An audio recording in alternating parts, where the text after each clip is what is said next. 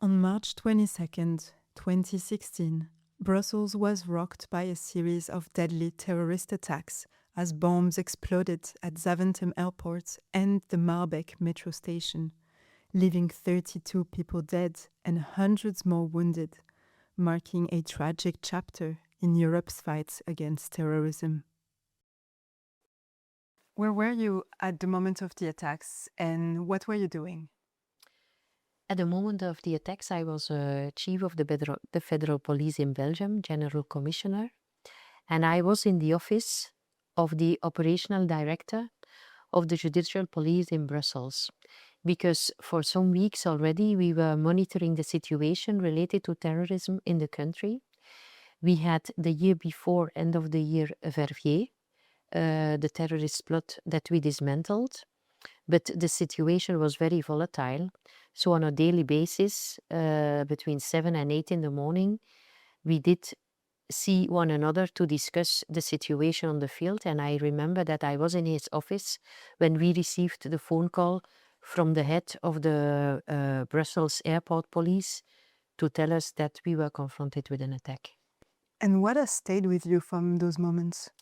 What stayed with me from those moments was in fact the victims, of course, because we did lose a lot of people that day, people traveling, people for business.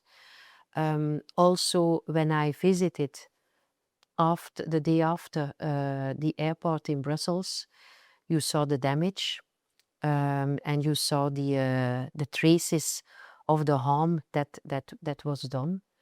And during the day of the attacks, I remember the discussions we had on difficult decisions we needed to take to try to save people. What we didn't know is how many active cells we were confronted with. So today is actually the European Remembrance Day for Victims of Terrorism. Is there a message that you would like to give to those who have been impacted by terrorism? Yes, the threat has not gone. I can see it here in Europol with the assessments of the Counterterrorism Center. We are confronted to serious and organized crime, but we are also confronted with terrorist threats. The lesson we learned from Brussels and Paris and other cities that were confronted with terrorist attacks is that we really need to cooperate and we really need to exchange information, also with relevant third countries. And we can never forget the victims. So it's very important that we put everything together to have a good investigation and to try to identify the people behind, and then on a much wider perspective to work on the causes of terrorism. And we're in the room Fraternité today. This room, it holds a specific importance from the aftermath of the Brussels attack.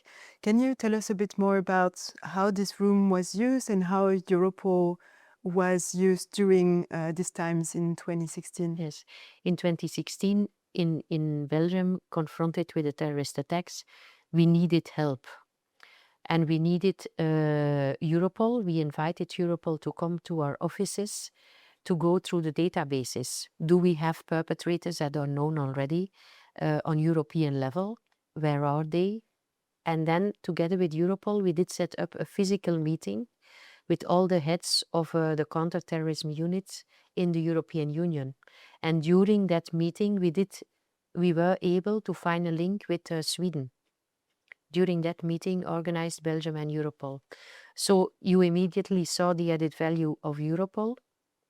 They helped us with the investigation. They helped us with the links, finding links to other countries, and with dismantling the terrorist group.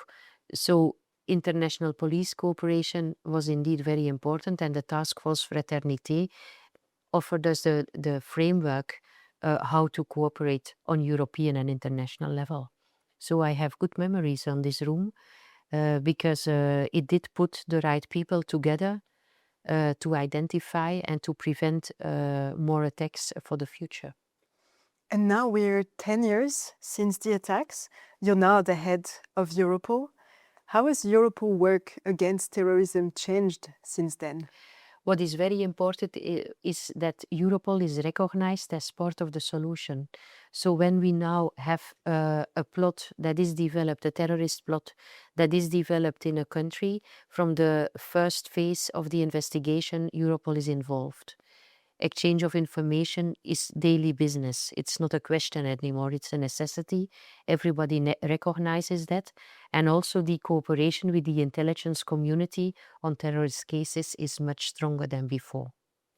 It's very important that we keep the memory alive, that we do not forget, and that we try to prevent terrorist attacks for the future so that people can feel safe and that the families of the people, of the victims of terrorist attacks, know that we are remembering them also